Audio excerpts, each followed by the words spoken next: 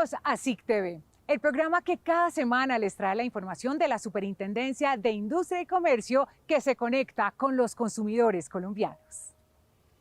En esta emisión, a puertas de la temporada de fin de año, aumentan las compras a través del comercio electrónico. Por eso, tenemos recomendaciones para que no vulneren sus derechos como consumidor. Conozca cómo evitar que lo engañen con el peso de la comida para sus mascotas. Y en las experiencias creativas, la historia de un artista urbano que ya tiene su propia marca registrada.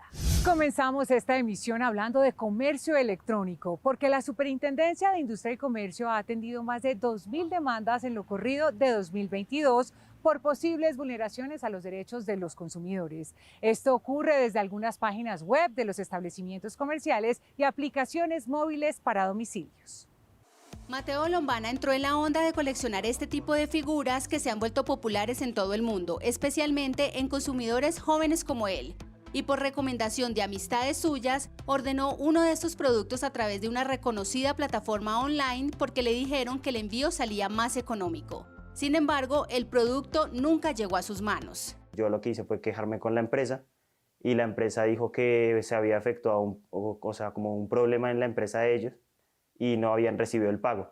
Entonces pues yo necesitaba o el dinero o la figura, entonces lo que les hice fue pedirles el favor que me devolvieran el dinero para ordenarlas en otro sitio. Y pues al final dijeron que lo iban a hacer, pero no me devolvieron el dinero, no me enviaron la figura y pues al final se quedó así. Inconvenientes semejantes al de Mateo han llevado a que consumidores del comercio electrónico presentaran ante la Superintendencia de Industria y Comercio 2.408 demandas entre enero y octubre de este año.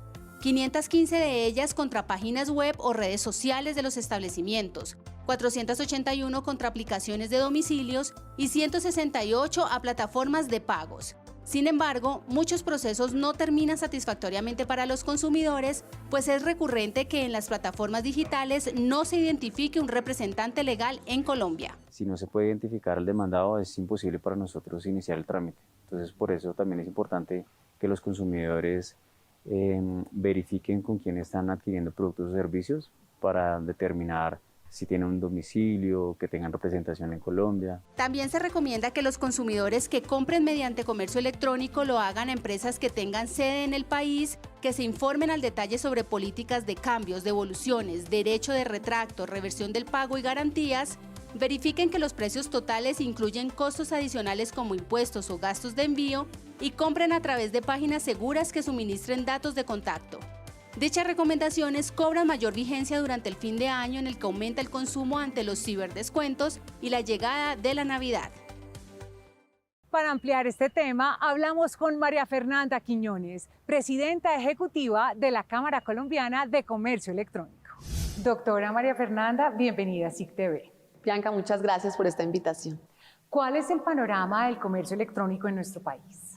Bueno, mira, las perspectivas un poco es que el comercio electrónico ya empiece a irradiarse en todas las actividades económicas del país. Es algo que hemos venido viendo a partir de la pandemia.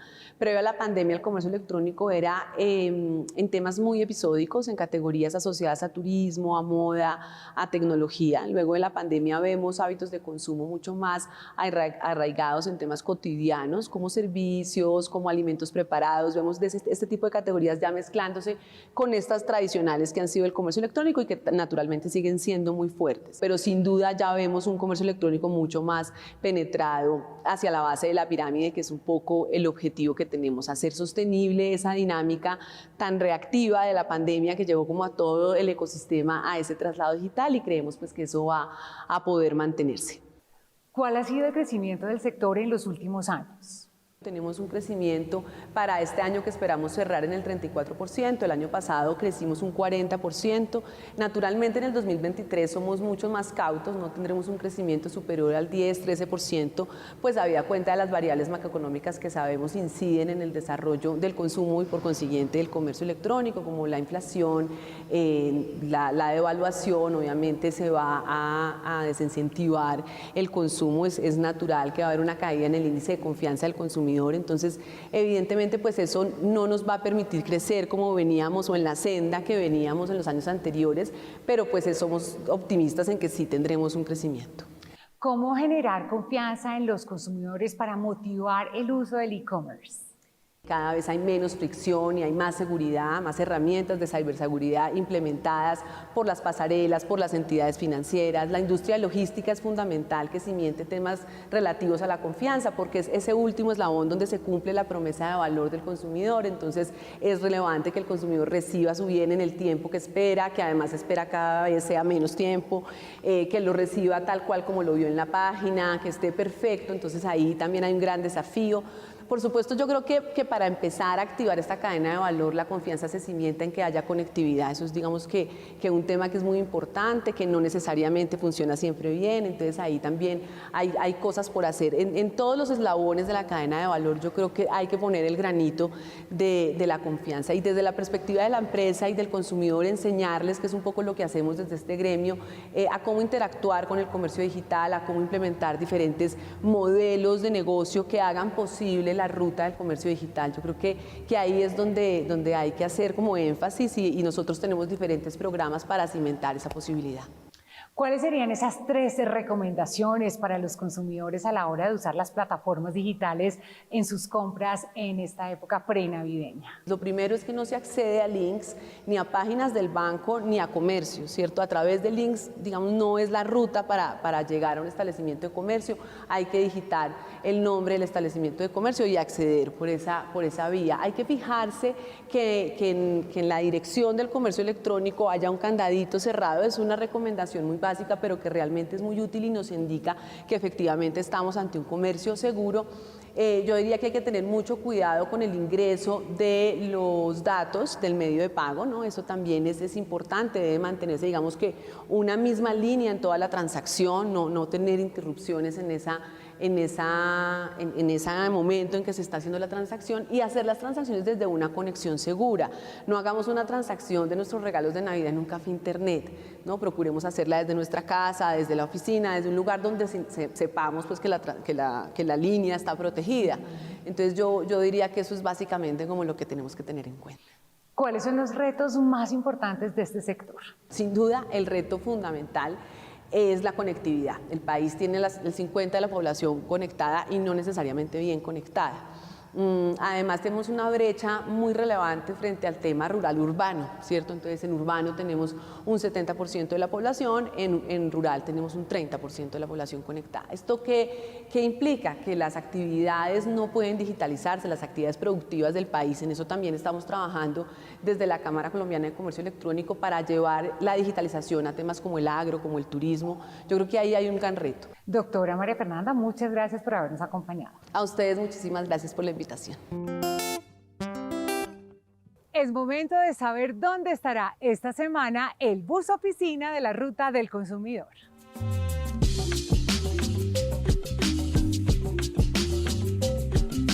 Entre el 15 y el 18 de noviembre, la Ruta del Consumidor estará en los municipios de Pueblo Nuevo en Córdoba, Agustín Codazzi en el Cesar, en Cubará, Boyacá, en Monterrey, Casanare, en Fortul, Arauca y en Buenaventura, Valle del Cauca.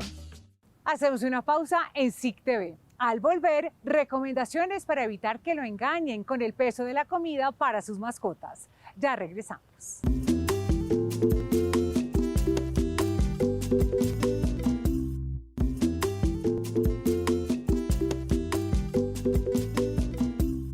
La Superintendencia adelantó nuevos operativos de inspección de balanzas comerciales en establecimientos de alimentos para mascotas con el fin de prevenir que los consumidores reciban menor cantidad de producto del que están pagando. Según el DANE, alrededor de 3 millones de hogares en Colombia destinan dinero para los cuidados y alimentación de sus mascotas, peludos de 4 patas de diferentes razas y tamaños que con sus gestos, maullidos o ladridos buscan a sus dueños para alimentarse. De ello da fe Dora, que en ocasiones ha comprado alimentos por kilos para su perro sin recibir la cantidad de producto por la que pagó. He comprado bultos de comida, pero cuando se me termina en el momento voy y compro por 1 kilo o 1 libra y ya no es lo mismo, es muy poquita la cantidad. No, los pesos no van acorde a la cantidad de la comida.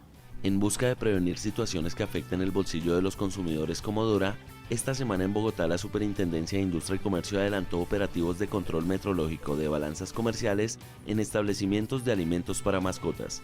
En una de las visitas, la entidad impuso el sello rojo a una de las balanzas y deshabilitó su uso comercial por inducir a error a los consumidores a la hora de pesar los productos. Le colocamos un sello de no conforme porque está en contra del consumidor. Por lo tanto, lo que hacemos es hablar con el establecimiento para que ellos cumplan con los requerimientos para levantar el sello de no conformidad. Me parece muy bueno que hagan esos controles, muy bueno, porque así uno va a llevar la medida que uno quiere, la cantidad. La superintendencia realizó 13 operativos de inspección de balanzas comerciales y surtidores de combustible en tiendas, supermercados y estaciones de servicio de las localidades de Barrios Unidos, Fontibón y Kennedy en Bogotá. 2 establecimientos incumplieron las normas establecidas en el Reglamento Técnico de Control Metrológico. Desde hace 40 años, las ligas y asociaciones del consumidor velan por la protección de los derechos de los consumidores colombianos. Aquí les contamos por qué son importantes estas organizaciones ciudadanas. Las ligas y asociaciones de consumidores son organizaciones conformadas por ciudadanos que velan por la protección de los derechos de los consumidores. En Colombia contamos con 264 ligas registradas en diferentes regiones del país, 12 asociaciones y la Confederación Colombiana de Consumidores. Las ligas del consumidor se organizan desde las comunas y localidades en ciudades y municipios con mínimo 25 personas. Cuando varias de ellas se agrupan, se convierten en asociaciones municipales o departamentales. Así quedó establecido desde 1982 con el decreto 1441 y en el mismo se les asignaron 21 funciones que deben desarrollar sin fines de lucro en defensa de la misma comunidad y en un ejercicio de veeduría del cumplimiento de la norma. Se busca que a partir de esta ley, estas organizaciones protejan al consumidor en la relación consumo-demanda en diferentes ítems, por ejemplo, la calidad, el precio, el peso, la medida, la publicidad, las reparaciones, la indemnidad, en fin. Lo más importante es poder representar esa facultad que nos da la ley y la Constitución política de representar a los consumidores ante los proveedores cuando sean vulnerados sus derechos. Estas organizaciones pertenecen a la Red Nacional de Protección al Consumidor y su hacer se suma a la labor de informar y educar a la ciudadanía sobre temas de consumo. La red, por su parte, adelanta diversas acciones para visibilizar su trabajo. La primera son unas capacitaciones semanales que se vienen haciendo durante los últimos años, donde capacitamos a asociaciones y ligas de los consumidores sobre el Estatuto del Consumidor y los mantenemos al tanto sobre los últimos avances en la materia. El segundo es el Fondo de Proyectos de Protección al Consumidor con su fondo, que entrega recursos no reembolsables a ligas y asociaciones del consumidor, a universidades y alcaldías que busquen difundir el mensaje de protección al consumidor contenido en el Estatuto del Consumidor. A través de las 4 convocatorias de Consufondo realizadas desde 2015, 15 iniciativas han recibido apoyos financieros. En cada una de esas convocatorias, al menos una liga o asociación del consumidor resultó ganadora. La integración de empresas son movidas frecuentes en el mundo de los negocios, pero ¿cuáles son los requisitos establecidos cuando se debe presentar una solicitud de evaluación de una integración empresarial en Colombia? Aquí les contamos. Las operaciones de integración empresarial entre 2 o varias empresas del mismo sector no deben eliminar la libre competencia, impedir la participación de otros competidores o generar monopolios de mercado, ni incrementar los precios de los productos, ni tampoco afectar el bienestar de los consumidores. Por ello, en Colombia, la Superintendencia de Industria y Comercio ejerce el control previo de integraciones empresariales que contribuye a prevenir en particular 2 conductas ilegales. Se esté generando un agente con la suficiente capacidad para fijar directa o indirectamente las condiciones de mercado y esto pueda plasmarse en un presunto abuso de posición de dominio una vez llevada a cabo la operación de integración empresarial. O, lo que es igualmente importante, que con la operación de integración empresarial se esté materializando un entorno de mercado en el cual se facilite la cartelización. De allí la importancia que los empresarios tengan en cuenta los requisitos establecidos antes de presentar la solicitud de integración empresarial ante la superintendencia si la participación de mercado de las empresas involucradas es mayor o menor al 20%. Mayor al 20% debe solicitar una preevaluación ante la superintendencia. Menor al 20% solo se debe notificar la integración empresarial. activos totales o ingresos operacionales superiores a 60.000 millones de pesos se deben informar. En lo corrido del año, la Superintendencia ha adelantado el trámite de 167 solicitudes de operación de integración empresarial en cerca de 15 sectores de la economía, por ejemplo, retail, hidrocarburos, telecomunicaciones, salud y construcción, entre otros. Cuando la operación tiene efectos restrictivos sobre la competencia, el consumidor ve restringidos las opciones de productos o servicios que quiere adquirir, los precios se pueden incrementar, muchas veces también la innovación de los productos se ve restringida. Cabe resaltar que las operaciones de integración empresarial entre empresas de la industria aeronáutica y del sector de servicios financieros son vigiladas únicamente por la Aeronáutica Civil y la Superintendencia Financiera. Para más información, descargue la guía de análisis de integraciones empresariales a través de www.sic.gov.co, clic en el botón Protección de la Competencia, pestaña Publicaciones. La Superintendencia de Industria y Comercio adelantó en Pasto una nueva jornada de capacitación para que los consumidores de esta zona del país puedan identificar los posibles riesgos de vulneración de sus derechos cuando usan aplicaciones móviles de crédito e inversión. En lo corrido de 2022 han llegado a la Superintendencia de Industria y Comercio 777 denuncias de consumidores que han visto vulnerados sus derechos por parte de las aplicaciones de crédito online. Muchos de ellos han recibido información engañosa, cobro excesivo de intereses, recolección indebida de información personal, entre otras afectaciones. Ante este panorama, la entidad hizo jornadas de capacitación Me Informo y Cuido mi Dinero en Pasto, capital del departamento de Nariño. Es excelente, muy necesaria, puesto que estamos hoy en unas redes tan difíciles de controlar, como es un WhatsApp, como es una comunicación por celular, y las estafas están siendo muy extensas, ¿no? Yo aprendí bastante dentro de lo que es esas empresas virtuales que están llegando mucho y que le llegan a uno mucho al celular a decirle que le prestan, que si inclusive si uno está en data crédito de pronto reportado, que no hay problema. En la actividad, la Superintendencia de Industria y Comercio entregó importantes recomendaciones. Identifiquen quién les está prestando el dinero. 2, lean bien los términos y condiciones del crédito, lean la letra menuda. 3, no den acceso a todas sus aplicaciones, a la galería, a sus contactos. Esta es una práctica que están utilizando algunas personas inescrupulosas para acceder a todos sus contactos y después actuar como chepitos con estas personas. En la jornada también participaron representantes de las superintendencias financiera y de sociedades, quienes advirtieron sobre otras modalidades relacionadas con supuestas inversiones, pero que realmente hacen captación ilegal de dinero o defraudación. Deténganse antes de hacer inversiones, reflexionen un poco, revisen primero qué tipo de empresa o persona es quien les está ofreciendo estas inversiones. Donde la gente no conozca el origen de la actividad, de los recursos en una actividad lícita económica que va a generar el pago de esto, es una señal de alerta.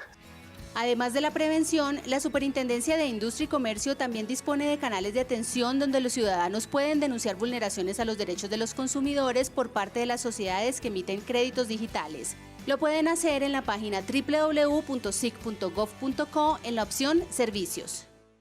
Los diálogos regionales vinculantes continúan su recorrido por el país para que todos aportemos a la construcción del nuevo Plan Nacional de Desarrollo. El martes 15 de noviembre los diálogos regionales vinculantes se desarrollarán en Bogotá.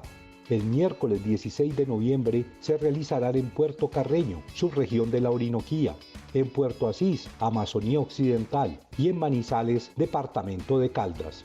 El sábado 19 de noviembre la cita es en San José del Guaviare, Amazonía Oriental, en Pasto, zona volcánica de Nariño, y en Inírida, capital del departamento de Guainía. Tú tienes la palabra y el gobierno de Colombia te escucha. Hacemos una nueva pausa en SIC TV. Cuando regresemos les contaremos cómo se pueden conformar los centros de apoyo a la tecnología y a la innovación con el aval de la Superintendencia de Industria y Comercio.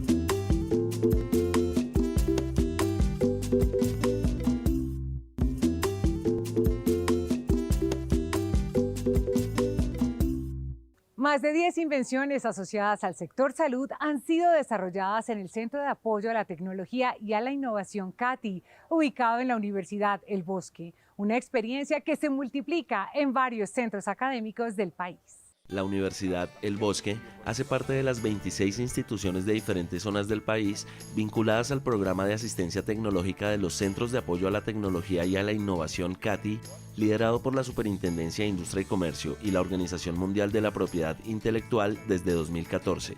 En los últimos 3 años, el CATI de esta universidad ha identificado y apoyado la protección y comercialización de 13 invenciones a través de su transferencia tecnológica en la industria. 2 de ellas contribuyen a detectar el COVID-19 y el virus del papiloma humano. No solo están protegidas o en trámite de protección, sino alistadas tecnológicamente, con revisión técnica, legal y de mercado. Tenemos más de 170 investigadores formados en propiedad intelectual que se ha hecho en este transcurso. Hemos podido acompañar más de 40 emprendedores con entrenamientos prácticos, de hecho algunos ya tienen su marca registrada. En Colombia existen 33 CATI ubicados en diferentes universidades, sedes de agremiaciones de empresas, centros de desarrollo, investigación y transferencia tecnológica y cámaras de comercio de 19 ciudades del país. A través de ellos, inventores, empresarios y emprendedores acceden a servicios gratuitos de orientación especializada para la protección, comercialización y difusión de información tecnológica de marcas, patentes y diseños industriales. Las organizaciones interesadas en vincularse al programa CATI pueden presentar la solicitud sin costo ante la superintendencia así: enviar carta de solicitud al correo sigepi@sic.gov.co, indicar qué área administrará el CATI, incluir los nombres de quienes trabajarán en el CATI, establecer cantidad de horas de trabajo semanales, anexar propuesta de actividades del CATI.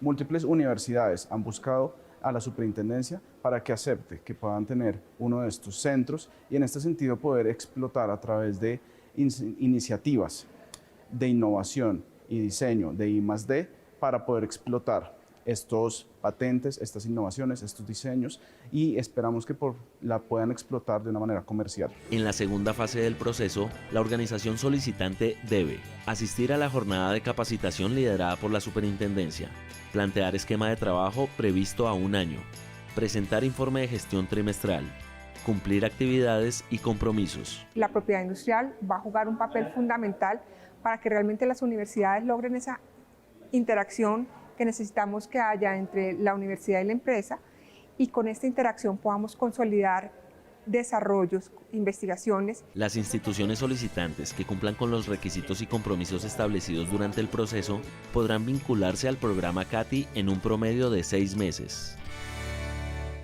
Ricardo Vázquez, conocido artísticamente como Yurika, es un bogotano que lleva más de 20 años pintando murales por el mundo entero. Su historia hace parte de nuestra experiencia creativa de la semana.